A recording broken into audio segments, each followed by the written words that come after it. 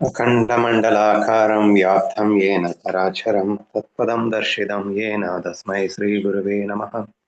शङ्करं शङ्कराचार्यं केशवं बादरायणं सूत्रभाष्यकृतौ वन्ति भगवन्तौ पुनः पुनः। ईश्वरो गुरुरात्मेति मूर्तिभेदविभागिनि व्योमवद्यात्मदेहाय दक्षिणामूर्तये नमः।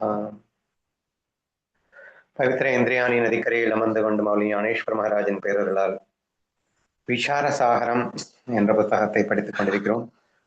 இதில் முதலாவது தரங்கம் அல்லது முதலாவது சாப்டர்ல 19 ஸ்லோகங்களை முடித்து 20வது ஸ்லோகம் இப்போது நாம் காண வேண்டியது. இதுல இதுவரைக்கும் இந்த ஞானத்தின் பகுதிகள் அப்படின்னு விஷயங்களை பத்தி ஆராய்ச்சி பண்ணிட்டு இருக்கோம். மொத்தம் 4 அனுபந்தங்கள் இருக்கின்றன அப்படின்னு சொல்லிட்டு அதுல ஃபர்ஸ்ட் அதிகாரி அப்படிங்கிற ஒரு விஷயத்தை எக்ஸ்பிளைன் பண்ண ஆரம்பிச்சிருக்காரு. இந்த அதிகாரி அப்படின்னா தகுதி அப்படின்னு அர்த்தம். அந்த தகுதியை எக்ஸ்பிளைன் பண்ணும்போது மலம் அப்படிங்கிறது மனதில் இருக்கக்கூடிய அழுக்குகள் அப்படிங்கிறது இருக்கக்கூடாது.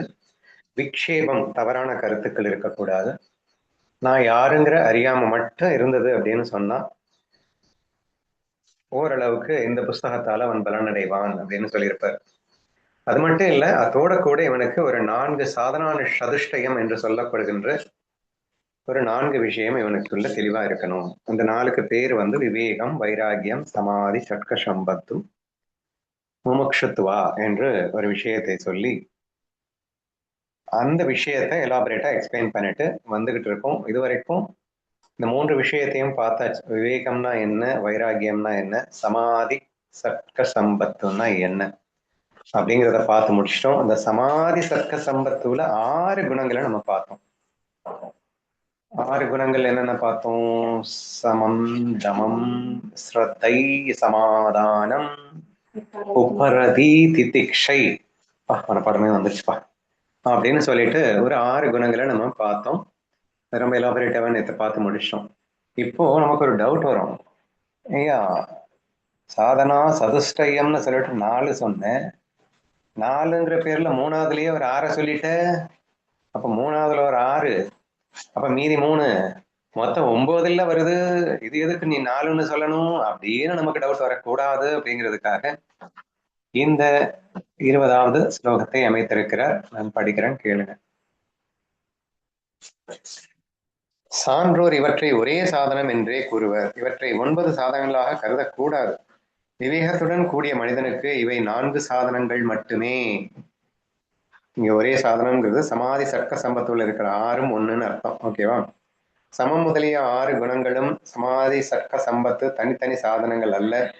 அவை ஒன்றுக்கொன்று துணையாக செயல்பட்டு ஒட்டுமொத்தமாக ஒரே சாதனமாக கருதப்படுகின்றன. எனவே சாதனங்கள் மொத்தம் 9 அல்ல.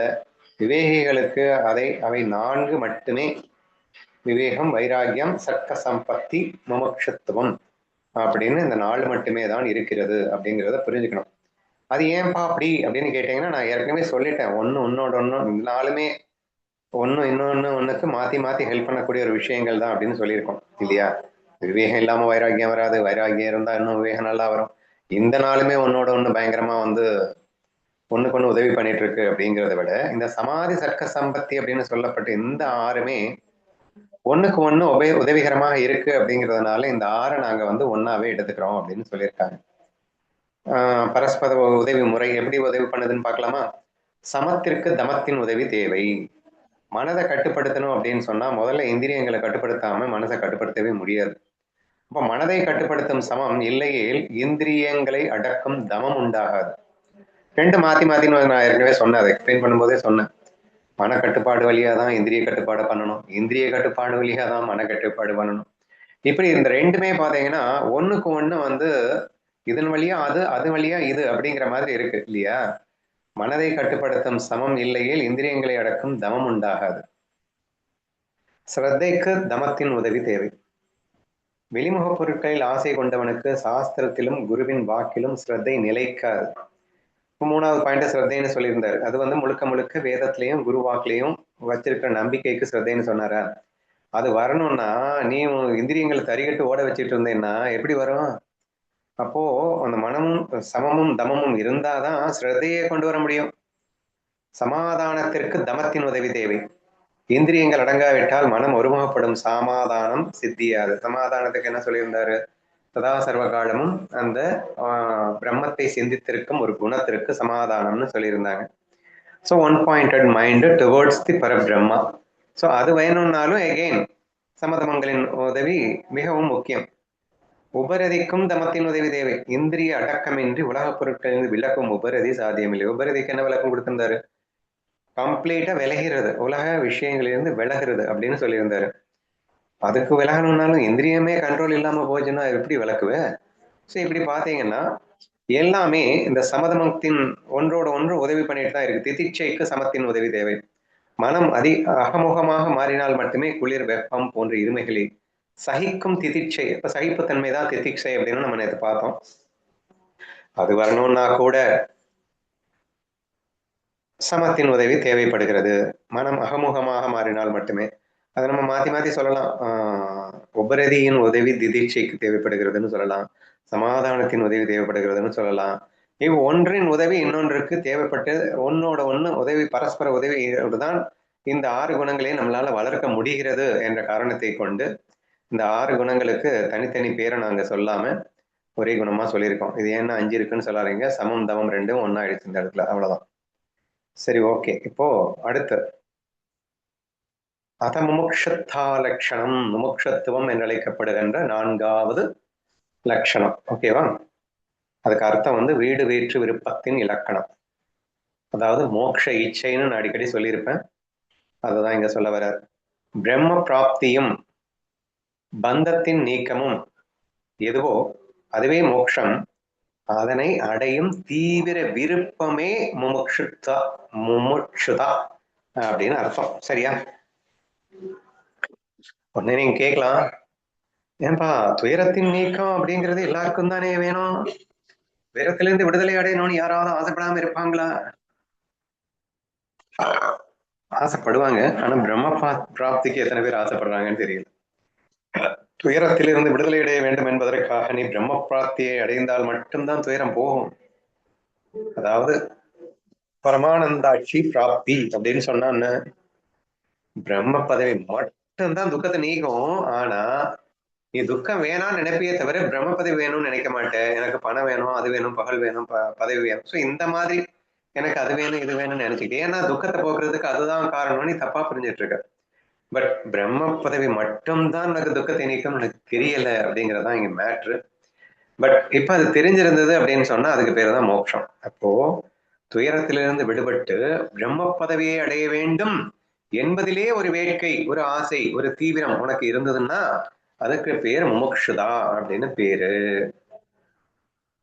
பிரம்மத்தை அடைவதும் அஞ்ஞானத்தால் வந்த துக்கங்கள் நீங்குவதுமே மோட்சத்தின் வடிவம் ஆகும். அதனை அடையும் தீவிர ஆசையே முமுக்ஷத்தா அல்லது முமுக்ஷத்துவம் என்று அழைக்கப்படுகிறது. சரி, இப்ப 22க்கு போயிடலாம். இவை 4ம் ஞானத்தின் சாதனங்களாம். சிரவணம் முதலிய 3ஓடும் இணைந்து இயங்குபவை. இப்ப ஃபர்ஸ்ட் 4 சாதனங்கள் சொல்லியாச்சு. அடுத்து இந்த 4 சாதனங்களும் சிரவணம் முதலிய இன்னொரு 3ஓடு சேர்ந்து இயங்குவதாக அமைகிறது அப்படின்னு சொல்லியிருக்கிறார். அது மட்டும் இல்லாம தத்துவம் பதங்களின் அர்த்தத்தை ஆராய்தல், தத்துவம் பதங்களின் பொருளை சோதித்து அறிவதே அஷ்ட ஞான சாதனம். இப்போ முதல்ல 4 சாதனா சதுஷ்டியம் சொன்னாரா? அதுக்கப்புறம் ஒரு 3 இருக்கு. என்னது? சிரவணம், மனனம், நிதித்தியாசனம்னு ஒரு 3. அப்ப 4 3 7 ஆச்சா? 7க்கு அப்புறம் 8வதா ஒண்ணு இருக்கு. அது என்னன்னா தத்துவம் பதங்களின் அர்த்தத்தை ஆராய்தல். தத்துவமசி அப்படின்னு நம்ம கேள்விப்பட்டிருப்போம் இல்லையா? அகம் பிரம்மாஸ்மி ஒரு 4 மகா வாக்கியங்கள் இருக்கு இல்லையா? அதனுடைய ஒவ்வொரு பதத்தின், பதம்னா தத்துங்கிறது ஒரு பதம், துவம்ங்கிறது ஒரு பதம். அப்போ ஒவ்வொரு விஷயம் அந்த பதத்தைன்னா தத்துவம் பசி அப்படின்னு ஒரு வார்த்தைக்குள்ள இருக்கக்கூடிய அர்த்தத்தை பிரிச்சு மேயக்கூடிய ஒரு விஷயம் அப்படிங்கிறது தத்துவம் பதங்களின் அர்த்தத்தை ஆராய்தல் அப்படின்னு அர்த்தம். சரியா? அறிவதே அஷ்ட ஞான சாதனமாகும் அப்படின்னு 22வது ஸ்லோகத்துல என்ன சொல்லியிருக்காருன்னா, இப்படி 4 ஞானத்தின் சாதனங்கள், சாதனா சதுஷ்டயம்னு சொன்னேன்ல, இது ஒரு 4 ஆச்சா? அத்தோட சிரவணம் முதலிய அப்படின்னு முடிச்சிட்டாரு. சிரவணம் மனனம் நிதித்தியாசனம் அப்படிங்கிற 3 ஆச்சா. அத்தோட தத்துவம் பதங்களின் அர்த்தத்தை ஆராய்தல் அப்படிங்கிறது 1 சேர்த்தா 8 ஆச்சு. சரியா? தத்துவம் பதங்களின் பொருளை சோதித்து அறிவதே அஷ்ட ஞான சாதனம். சோ இந்த 22வது ஸ்லோகத்துல அஷ்ட ஞான சாதனங்கள் என்னென்ன அப்படிங்கிறத சொல்லியிருக்கிறார்.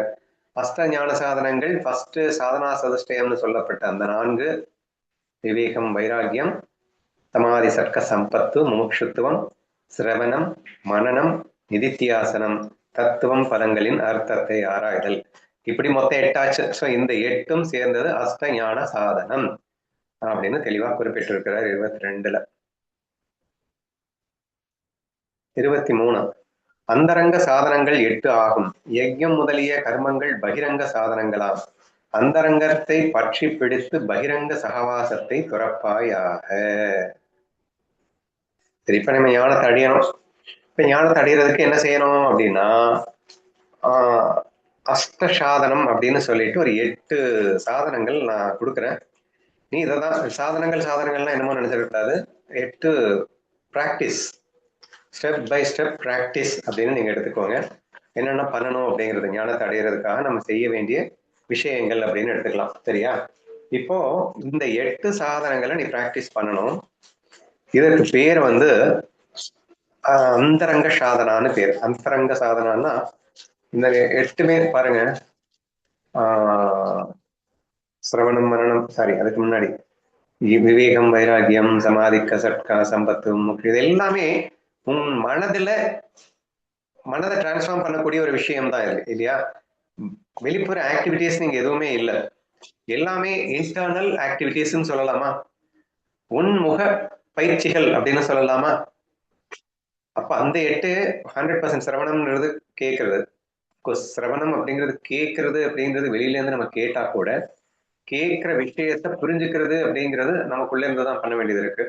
மனனம் அது திரும்ப திரும்ப திரும்ப சிந்திக்க வேண்டியது உள்ள இருந்து தான் பண்ணணும். அதுலயே ரெஃப்ளெக்ட் ஆகுறது நிதித்தியாசனம், அதுவும் நம்ம உள்ள இருந்து தான் பண்ணணும். இப்படி அனைத்தும் இந்த 8மே வந்து அந்தர்முகம் அப்படின்னு சொல்லியிருக்காரு.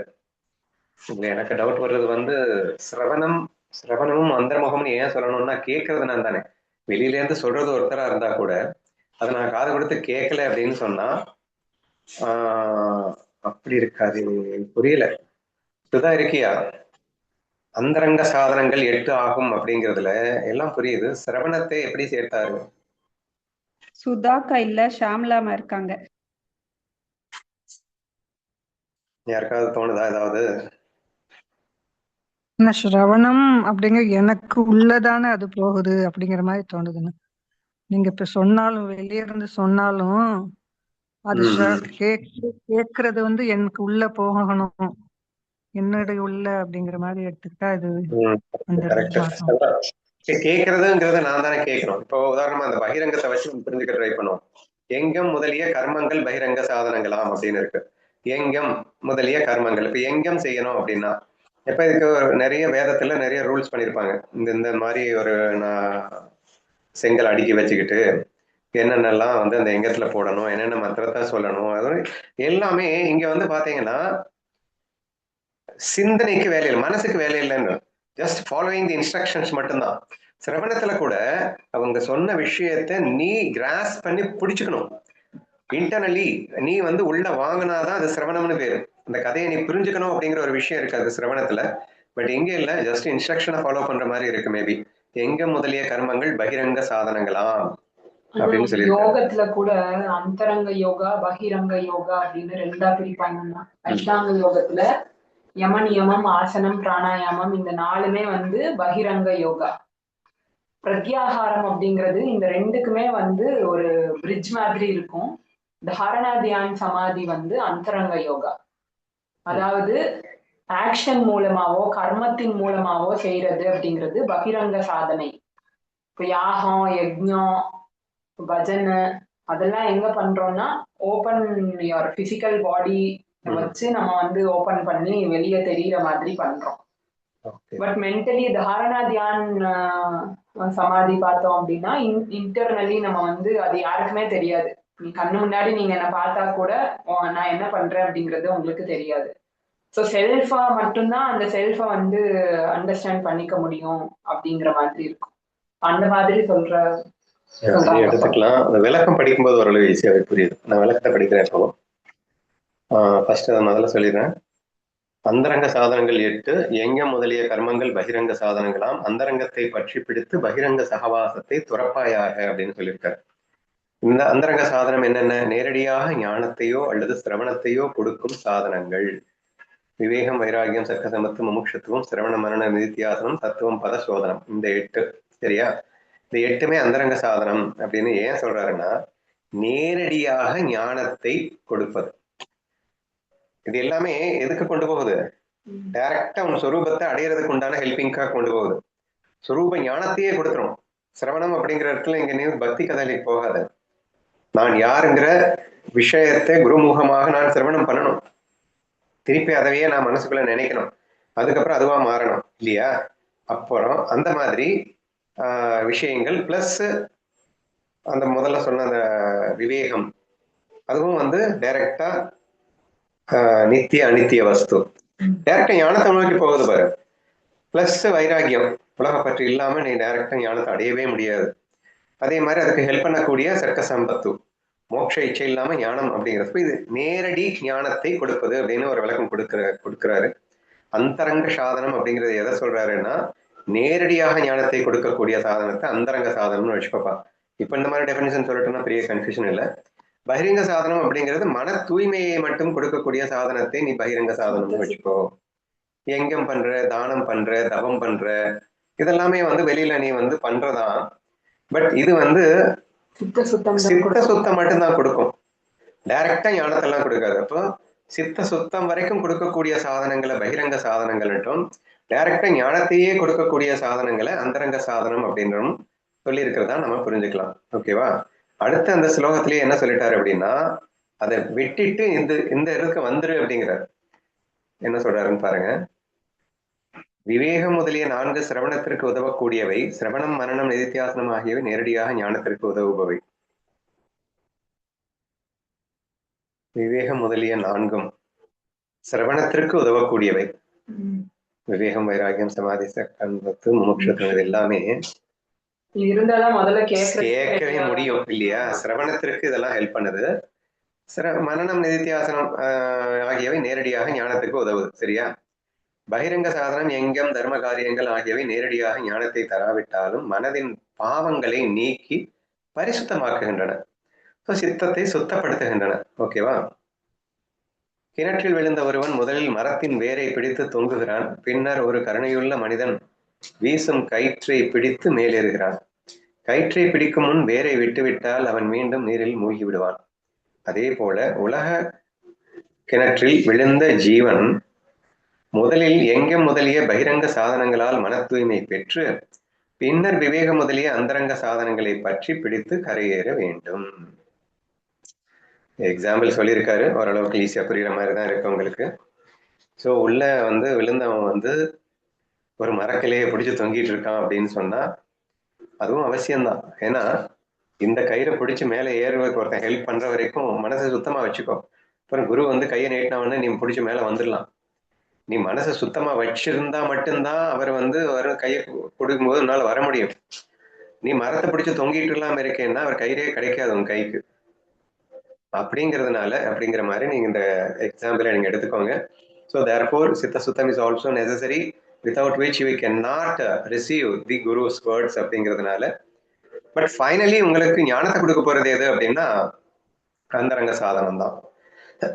பிகினிங்ல ஹெல்ப் பண்றதுக்கு பகிரங்க சாதனம் உங்களுக்கு அவசியம்தான் அப்படின்னு சொல்லியிருக்காரு. ஓகேவா? ஃபைனலா இன்னொன்னு, தத்துவமசி அது நீயாக இருக்கிறாய் போன்ற மகா வாக்கியங்களின் உண்மையான தாத்பரியத்தை அறிவதே முதன்மையான அந்தரங்க சாதனமாகும். அதுவும் ஒரு அந்தரங்க சாதனம் இல்லையா? தத்துவமசி மகா வாக்கியத்தை புரிஞ்சுக்கிறது அப்படின்னு. இப்போ சிரவணத்தின் இலக்கணம் என்ன?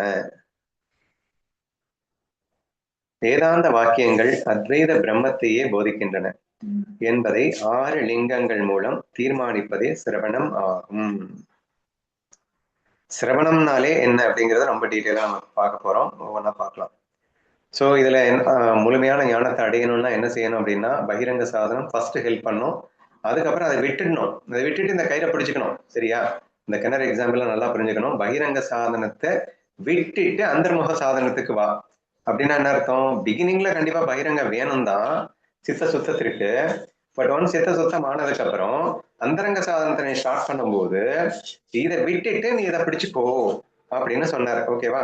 அது வரைக்கும் நம்ம புரிஞ்சுக்கிட்டோம். புரிஞ்சதுக்கு அப்புறமா இந்த சிரவணம் அப்படின்னா என்ன அப்படிங்கறத ரொம்ப டீட்டெயிலா இப்ப பார்க்க போறோம். இந்த சிரவணத்துல ஒரு 6 அடையாளங்கள் இருக்கின்றன. அந்த 6 அடையாளங்கள் என்னன்னு பார்க்கலாம். உபக்ரம் அப்படின்னு ஒரு வார்த்தை. ஒரு அத்தியாயத்தின் தொடக்கமும் முடிவும் ஒரே கருத்தை வலியுறுத்துதல். அத கருத்துக்கு பேர் வந்து அத்வைதம் அப்படின்னு பேரு. அது ஏதோ சான்ஸ்கிரிட் வேர்டுப்பா. உபசம்ஹாரம் உபக்ரம் இருக்கு. அதாவது நீ கேட்கக்கூடியது வந்து அத்வைதத்துல ஆரம்பிச்சு அத்வைதத்துல முடியணுமா சிரவணம். இப்போ முழுக்க முழுக்க இந்த நான் யார் அப்படிங்கிற அந்த விசாரம், அந்த விசாரத்துல நீ எங்க ஸ்டார்ட் பண்ற?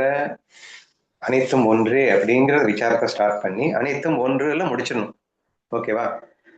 சோ இதுதான் வந்து சிரவணத்தினுடைய ஒரு முக்கிய நோக்கம் அப்படின்னு சொல்லியிருக்காரு. இதுல ஞானேஸ்வரியில நிறைய இதுல வரும் இந்த கதையின் உபசம்ஹாரம் அப்படின்னு போட்டு இதுவும் அது அப்படின்னு. அதாவது மேல சொன்னதுக்கும் அடுத்ததுமே ஒரே கருத்து தான் அப்படிங்கிற மாதிரி. அதுதான் சொல்றேன். உபசம்ஹாரம் மேல உள்ள கருத்தும் கீழே உள்ள கருத்தும் ஒண்ணுன்னு சொல்றதுக்கு இந்த உபசம்ஹாரம்ன்ற வார்த்தை வரும் அப்படிங்களா? ஆமா, ஞானேஸ்வரியில நிறைய இடத்துல போட்டிருக்கோம். இதுவும் அது அதான் அததான் சொல்றாங்க பாருங்க. அத்தியாயத்தின் தொடக்கமும் முடிவும் ஒரே கருத்தை வலியுறுத்துதல். ஒரு இது ஆரம்பிக்கிறோம்னா முதல்லயே அதான் இருக்கும். திருப்பி சொல்லிட்டே இருக்கிறப்ப அது இன்னும் டீட்டெயிலா சொல்ற போறப்ப இதனுடைய உபசம்ஹாரம் முடிவுரை கூட அதுதான் அப்படிங்கிற மாதிரி முடிப்பாங்கல்ல. அப்படிங்கிற மாதிரி போகும். புரியுது. Okay okay. ஸோ நான் என்ன எடுத்துக்கிறேன் அப்படின்னா இந்த சிரவணம் கிட்டத்தட்ட ஞான சிரவணம் அப்படிங்கிறதுனால பக்தர்களின் கதைகள் அந்த மாதிரி கிளை வழியாக எல்லாம் போகாம ஸ்ட்ரைட்டாவே இந்த நான் யாருன்ற அந்த அத்வைதத்துல ஸ்டார்ட் பண்ணி நான் யாருன்ற அத்வைதத்திலேயே போய் முடிகிற மாதிரி நானே அது அனைத்தும் ஒன்றே அப்படிங்கிற நான் யாருனாலும் நானே அனைத்துமாக இருக்கின்றேன் முடிகிற இடமும் அதுவா தான் இருக்கு. ஸோ முழுக்க முழுக்க அந்த ஞான சிரவணத்தை குறிப்பதாக இருக்கலாம் அப்படின்னு எனக்கு தோணுது. ஆமா, நீ இங்க அத்வைதம் தான் போட்டிருக்கல, பிராக்கெட்ல அத்வைதம் போட்டதுனால இங்க அதுதான். அதான். சோ அந்த ஒரு கருத்தை மட்டுமே நம்ம வந்து கிரகிக்க கூடியதுக்கு சிரவணத்தினுடைய ஒரு ஃபர்ஸ்ட் பாயிண்ட், முக்கியமான பாயிண்ட். நெக்ஸ்ட் பாயிண்ட் வந்து அபியாசம். அத்வைத பொருளை மீண்டும் மீண்டும் போதித்தல். அபியாசம் அப்படின்னா பொதுவா வந்து என்ன சொல்லுவோம்? அந்த அபியாசத்துக்கு பிராக்டிஸ்னு சொல்லுவாங்க. இருக்கிறான்னா என்னமா சுதா இருக்கிறான்னா சுதா லேட்டா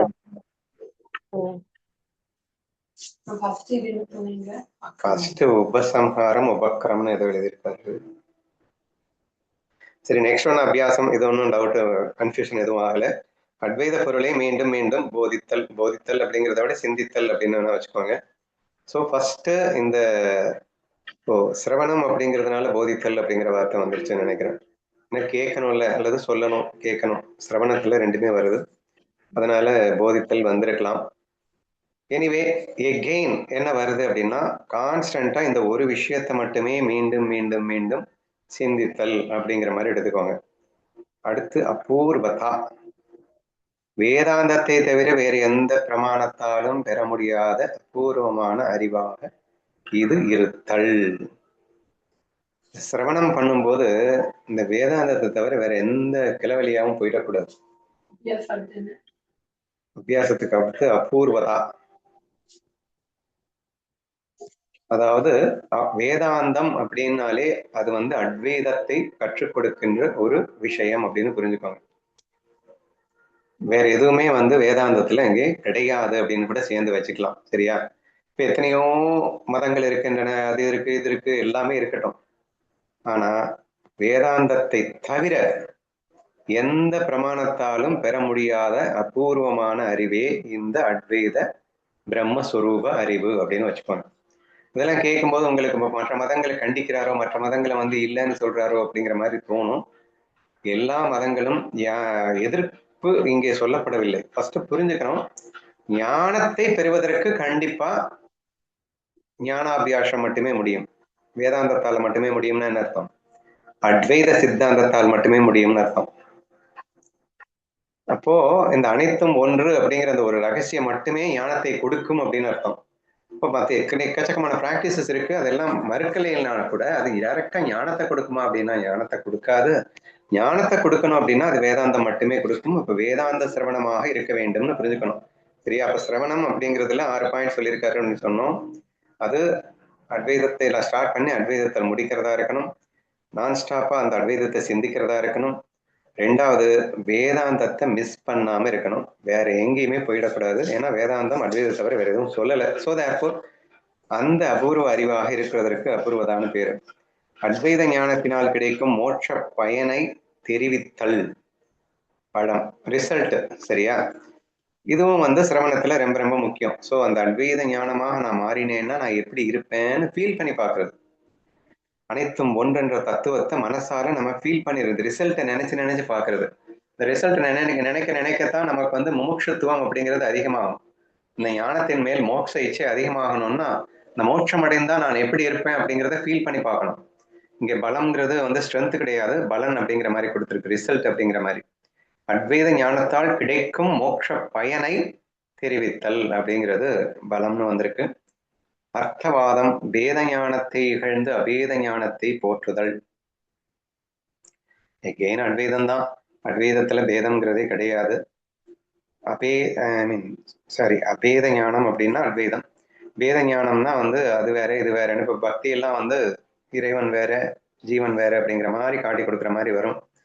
பட் அப்படி இல்லாம முழுக்க முழுக்க அபேத ஞானமாக இருக்க வேண்டும் அப்படிங்கிறது 5வது பாயிண்ட்ல சொல்லியிருக்கு.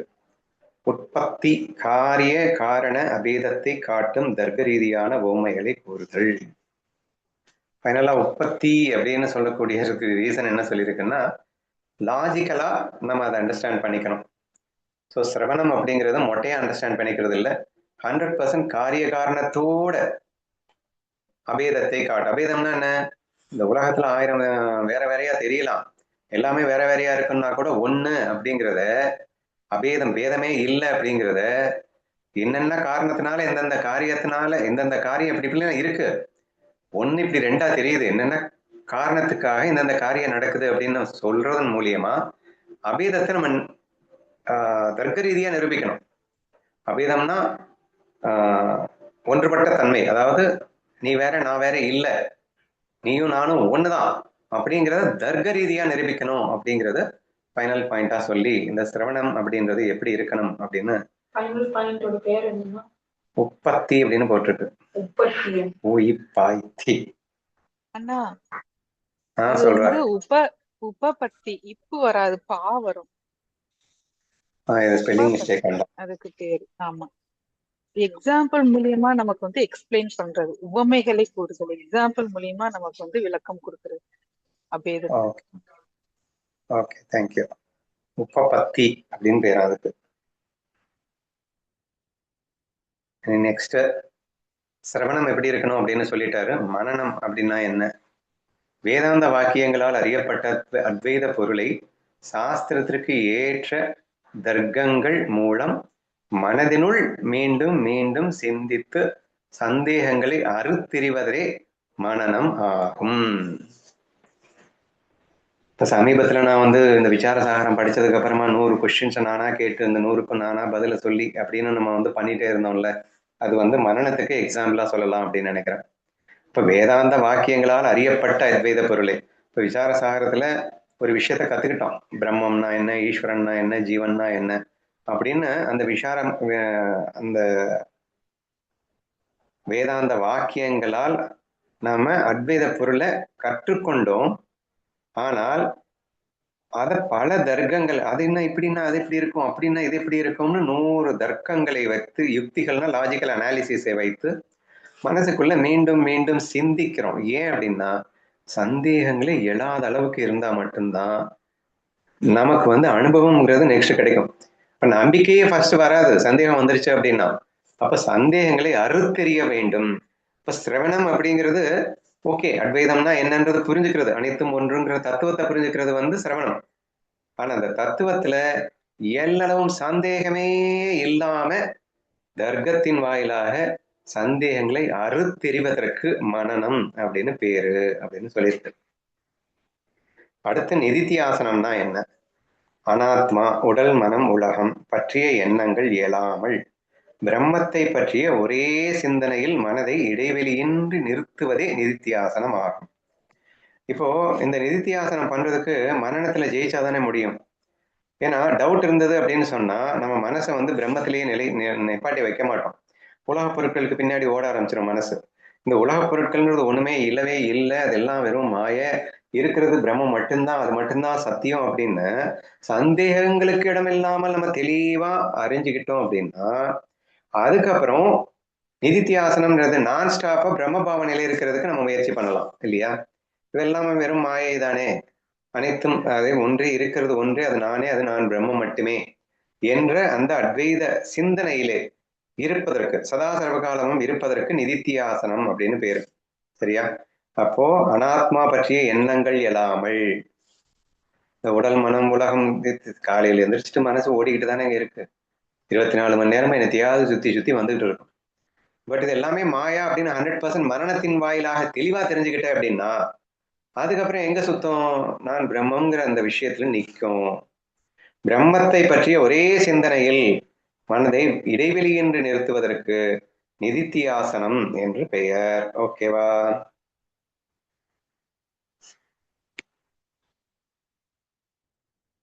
அடுத்து ஜீவனும் பிரம்மமும் ஒன்றே என்பதை நிரூபிக்கும் யுக்திகள். இப்ப மரணம் செய்யணும் அப்படின்னா சந்தேகங்களே அடுத்து தெரியணும் அப்படின்னு பார்த்தோம். அப்போ பேதம் அப்படிங்கிறதே இல்லை, எல்லாமே ஒண்ணுதான் அப்படிங்கிற அந்த அபேதம் அப்படிங்கிறது சந்தேகங்களுக்கு இடம் இல்லாம புரியணும். இப்போ புரிஞ்சுக்கிறதுக்கு என்ன வேணும்? லாஜிக்கலா அனாலிசிஸ் பண்ணணும். சரியா? எப்படி எப்படி புரிஞ்சுக்கலாம் அப்படிங்கிறத இங்க சொல்றாங்க. ஜீவனும் பிரம்மமும் ஒன்றே என்பதை நிரூபிக்கும் யுக்திகள். என்னென்ன லாஜிக்ஸ்? ஃபர்ஸ்ட் லாஜிக் அனுமான பிரமாணம். ஜீவன் பிரம்மத்தை விட வேறுபட்டவன் அல்லன், ஏனெனில் ஜீவன் சச்சிதானந்த ஸ்வரூபன். ஈஸ்வரனை போலவும் ஆகாயத்தை போலவும் ஜீவனும் பிரம்மஸ்வரூபமே. இங்கே ஆகாயத்தை போல அப்படின்றது ஒரு எக்ஸாம்பிள். ஸோ த்ரூ ஒரு அனுமானத்தை வைத்து ஜீவனும் பிரம்மமும் ஒன்றே அப்படின்னு புரிஞ்சுக்கக்கூடிய ஒரு பிரமாணம் அனுமான பிரமாணம் அப்படின்னு வச்சுக்கோங்க. உபமான பிரமாணம் எக்ஸாம்பிள்ஸ் எதுன்னு அது அனுமான பிரமாணமும் அதுதானே வருது. சுதா நீ தான் சொல்லணும். இப்போ அனுமான பிரமாணம், உபமான பிரமாணம், சாஸ்திர பிரமாணம். சாஸ்திர பிரமாணம் புரியுது. இந்த ரெண்டுக்கு ஏதாவது நீ படிச்சதுல இருந்து ஏதாவது ஞாபகம் இருந்தா சொல்லுமா?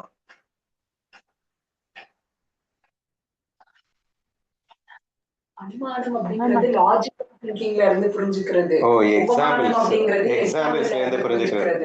ஓகேடா, புரிஞ்சிச்சுடா. பொதுவா வந்து அனுமானம்னால லாஜிக் தானே. பொதுவா நம்ம அதுதானே பொதுவா அனுமானத்துக்கு எக்ஸாம்பிள். எங்கேயோ வந்து புகை வருது அப்படின்னா தீ இருக்கு அப்படின்னு சொல்லுவோம். இப்போ மொட்டையா வந்து கண்ணை மூடிட்டு எதையுமே சொல்றது இல்லை. சோ ரீசன் இருக்கு அப்படின்னா கண்டிப்பா இப்படி தானே இருக்கணும். இது எல்லாமே மாறிட்டு இருக்கு அப்படின்னா மாறாம ஒண்ணு இருந்தா தானடா அதுல இருந்து தானே இந்த மாற்றங்கள் வந்து வந்து உருவாக முடியும். அப்ப அனைத்தும் மாறுவதற்கு மாறாத ஒன்று பேஸா இருக்கணும்ல. ஸோ திஸ் இஸ் தி வே நம்ம அனலைஸ் பண்றோம்னு வச்சுக்கோங்களேன். இப்போ அந்த நகைகள் எல்லாமே மாறிக்கிட்டு இருக்கு அப்படின்னா கூட அதனுடைய அதிஷ்டானம் மாறாமல் இருந்திருக்க வேண்டும். அப்படி மாறாமல் தங்கம்னு ஒண்ணு இருந்தாதான் அதுல இத்தனை மாற்றங்களை கொண்டு வர முடியும். மண்ணுல மாற்றம் இருக்காதுங்க. ஆனா அந்த மண்ணினுடைய வடிவங்கள், அதாவது பொம்மைகள்ல 1008 மாற்றங்கள் இருக்கலாம். ஆனா அதுக்கு அதிஷ்டானத்துல மாறாம ஒண்ணு இருக்கணும்ல என்று ஒன்றை வைத்து இன்னொன்றை கண்டுபிடிக்கின்ற முயற்சி. அங்க பார்த்தது நீ புகையதான், ஆனா புகை இருக்கணும்னா கண்டிப்பா அங்க நெருப்பு இருக்குண்டா. இதைத்தான் பொதுவா அனுமானம் அப்படின்னு சொல்லுவோம். ஸோ இந்த வகையில நம்ம ஜீவன் வந்து பிரம்மமும் ஒன்றேன்னு புரிஞ்சுக்கிறதுக்கு ட்ரை பண்றதுக்கு அனுமான பிரமாணம்னு பேரு அப்படின்னு வச்சுக்கோங்க. உபமான பிரமாணம் தான் எக்ஸாம்பிள்ஸா வந்து வருது. கட ஆகாசம் குடத்தினில் இருக்கும் ஆகாசம் உபாதி நீங்கியவுடன் மகா ஆகாயத்துடன் ஒன்றாகிறதோ அதுபோல மாயை அஜ்ஞான உபாதி நீங்கியவுடன் ஜீவன் பிரம்மமாகின்றான். உபமான பிரமாணம் தான் full of examples. Through examples Dnyaneshwari best. So full and full examples மூலியமா நமக்கு ஒரு பிரம்ம ஞானத்தை கொடுக்கக்கூடியான ஒரு முயற்சி அப்படின்னு பார்க்குறோம். அது வந்து உபமான பிரமாணம். அடுத்த சாஸ்திர பிரமாணம். நேகானாஸ்திக கிஞ்சன், இங்கு வேற்றுமை சிறிதும் இல்லை என்னும் ஸ்ருதி வாக்கியங்கள் பேதத்தை மறுத்து ஜீவ பிரம்ம பேதத்தை உறுதி செய்கின்றன. சரியா? இப்போ அந்த மனநத்துக்கு இதெல்லாம் தேவைப்பா. ஸோ சந்தேகத்துக்கே இடம் இல்லாம அருள் தெரியணும் அப்படின்னு சொன்னா நமக்கு இந்த 3 பிரமாணங்கள் ஹெல்ப் பண்ணுது. அது சந்தேகத்துக்கே சுத்தமா இடம் இல்லாம நான் பிரம்மங்கிறத நான் அனுபவிக்கிறதுக்கு உதவிகரமா இருக்கு அப்படின்னு புரிஞ்சுக்கோங்க. அடுத்து நிதித்தியாசனம் பண்றதுக்கு ஃபர்ஸ்ட் ஆஃப் ஆல் எனக்கு வந்து மனநம்பத்தில் ஜெயிக்கணும் இல்ல, சந்தேகங்களுக்கு இடம் இல்லாம நான் புரிஞ்சுக்கிட்டாதானே நான் நிதித்தியாசனத்திலே உட்காருவேன். அப்ப அதுக்கு பிரமாணங்கள் அவசியம் அப்படின்னு புரிஞ்சுக்கோங்க. 3 பிரமாணங்கள் சொல்லியிருக்கார். அனுமான பிரமாணம், உபமான பிரமாணம், சாஸ்திர பிரமாணம் அப்படின்னு. ஓகேவா? அடுத்து இன்னும் லாஜிக்ஸ் நிறைய போகுது. வேதத்தை மறுக்கும் யுக்திகள். ஜீவ பிரம்ம பேதம் பொய்யானதே. கட ஆகாசத்திற்கும் மகா ஆகாயத்திற்கும் உள்ள பேதம் குடம் என்னும் உபாதியாலே வந்தது, அது உண்மை அல்ல.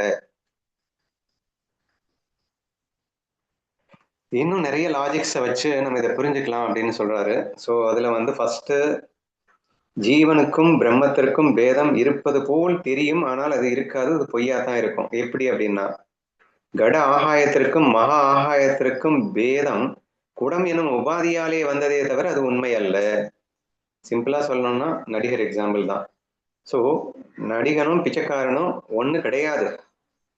அது வேஷம் என்ற உபாதினா வேஷம், சரியா? அவன் வேஷத்துக்காக அது வந்து வேற மாதிரி பிச்சைக்கார மாதிரி தெரிஞ்சானே தவிர உண்மையில அவன் நடிகன் தான். அப்போ இந்த கடம்ங்கிற அந்த குடம், கடம்னா குடம், குடம் அப்படிங்கிற அந்த வேஷத்தினால குடத்துக்குள்ள உள்ள ஆகாயத்துக்கு கட ஆகாயம்னு பேர் வச்சிருக்கோமே தவிர அந்த குடத்துக்குள்ள இருக்கிற ஆகாயமும் மகா ஆகாயமும் வேற வேறையா? அந்த மகா ஆகாயம்னா குடத்துக்கு வெளியில இருக்கிற வெட்ட வெளி, சரியா? ஆகாயம்னா என்னமோ நினைச்சிடாதீங்க, அந்த வெளி வெட்ட வெளி. அந்த வெட்ட வெளிதான் குடத்துக்குள்ளேயும் இருக்கு, வெட்ட வெளிதான் வெளியிலயும் இருக்கு. ஆனா அந்த குடங்கிற அந்த ஒரு உபாதினா வேஷம், அந்த வேஷம் எடுத்ததுனால இது வேற அது வேற மாதிரி உங்களுக்கு தோன்றலாமே தவிர அது வேற வேற ஆயிடுமாங்க? அப்படித்தான் ஜீவத்துக்கும் பிரம்மத்துக்கும் பேதம் இல்லை. அது எடுத்துக்கொண்ட வேஷத்தின் காரணமா மாயினால அது வேற மாதிரி தெரியுது, உண்மையில இல்லை அப்படிங்கிறதன் வாயிலாக அந்த அது ஒரு லாஜிக்ல நம்ம புரிஞ்சுக்கிறோம். நெக்ஸ்ட் பிரதிபிம்ப உவமை.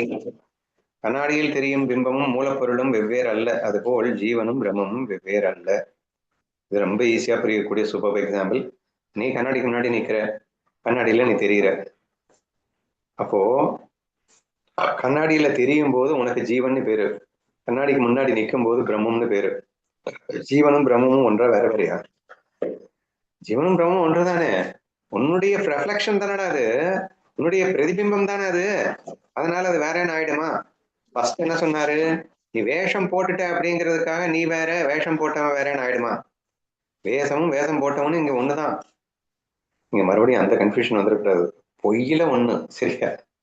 அதாவது குடம் எனும் உபாதியால் வந்தது, அது உண்மை அல்ல அப்படின்னு சொல்லியிருக்காரு. கட ஆகாயத்திற்கும் மகாயத்திற்கும் உள்ள பேதம் குடம் என்னும் உபாதியால் வந்தது, அந்த உபாதி உண்மை அல்ல, இந்த வேஷம் உண்மை அல்ல. ஆனா வேஷம் போட்டவன் ஒருத்தன் தானே, வேஷம் இல்லாத இருக்கும் போதும் அவன் தான், வேஷம் போட்டுட்டு இருக்கும் போதும் அவன் தான், குடத்துக்குள்ள இருக்கும் போதும் ஆகாயம்தான், குடம் வெளியே இருக்கும் போதும் ஆகாயம்தான். இங்க எதுவும் உண்மை இல்லைன்னு இந்த வேஷம் மட்டும்தான் உண்மை இல்லை அப்படின்னு புரிஞ்சுக்கணும். அதே மாதிரி இங்க கண்ணாடிக்கு இந்த பக்கம் இருக்கிறதும் நீதான், கண்ணாடிக்கு உள்ள தெரிகிறதும் நீதான், இந்த ரெண்டும் ஒண்ணுதான். ஆனா கண்ணாடியில தெரிகிறது உண்மை இல்லை, அப்படி புரிஞ்சுக்கணும், சரியா? சோ அங்க எப்படி வந்து கடத்துக்குள்ள இருக்கிறதும் மகாயம் ரெண்டும் ஒண்ணுதான், ஆனா அந்த கடம் மட்டும் உண்மை இல்லை, அந்த வேஷம் மட்டும் உண்மை இல்லைன்னு சொன்னமோ, பிம்ப பிரதிபிம்ப வாதத்துல நம்ம என்ன சொல்றோம் அப்படின்னா, கண்ணாடியில் தெரியும் பிம்பமும் மூலப்பொருளும் வெவ்வேறு அல்ல, அது போல ஜீவனும் பிரம்மமும் வெவ்வேறு அல்ல. அப்ப எது வேற அப்படின்னா, சாரி, ரெண்டும் ஒண்ணுதான், ஆனா கண்ணாடியில தெரிஞ்ச அந்த பிம்பம் நானே தான், ஆனால் அது உண்மை அல்லன்னு புரிஞ்சுக்கணும். நீங்க வெறும் தோற்ற மாத்திரமாகத்தான் அது இருக்கிறது, நானே தான் ஆனா அப்படின்னு புரிஞ்சுக்கணும். நெக்ஸ்ட் சொப்பன உவமை. டெய்லி எவ்ரிடே நம்ம பேசிட்டு இருக்கிறது. கனவில் காணப்படும் பல உயிர்களும் பொருள்களும் விழித்தவுடன் பொய்யாவது போலே அஜ்ஞானத்தால் தோன்றும் உலக பேதங்கள் ஞானம் வந்தவுடன் பொய்யாகின்றன. The best example, easiest example to understand. ஏன்னா நான் ஒருவனே இந்த உலகமா மாறுறேன் கனவுல, என்னென்னமோ நடக்குது, எல்லாமே வந்து நான் எப்படி வந்து அத்வைதமாக இருக்கேன்னு நான் ஒருவனே இப்படி பலவாக மாறி ஞானம் வந்தவுடன் தான் வெளிச்சப்புறம்.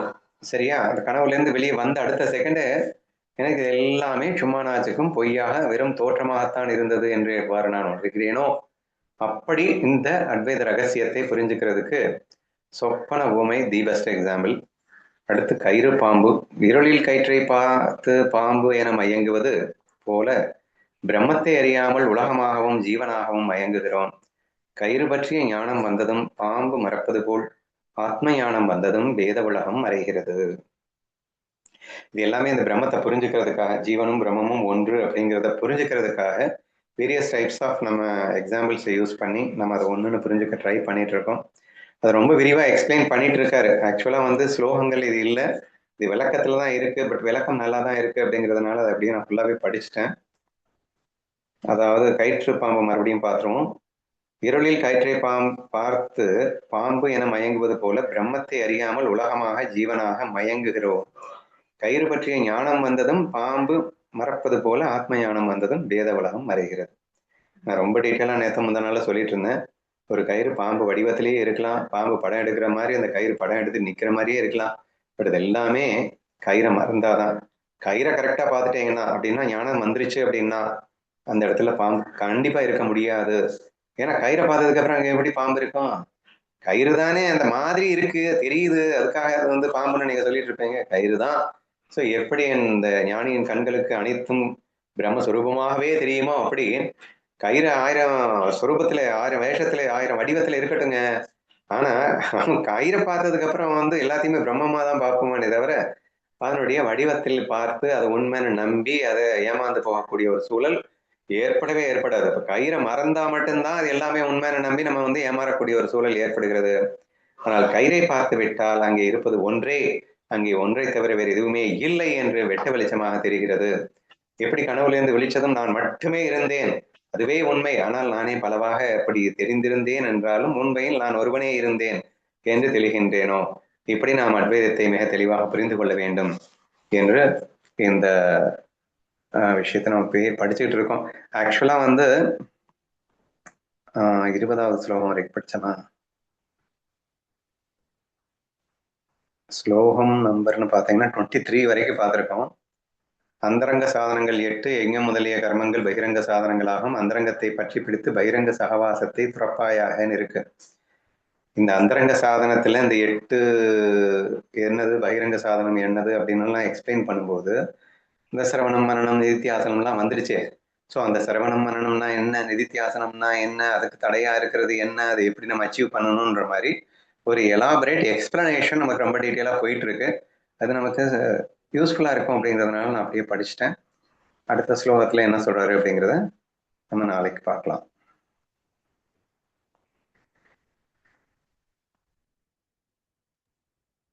ஓகேண்ணா, தேங்க்ஸ்.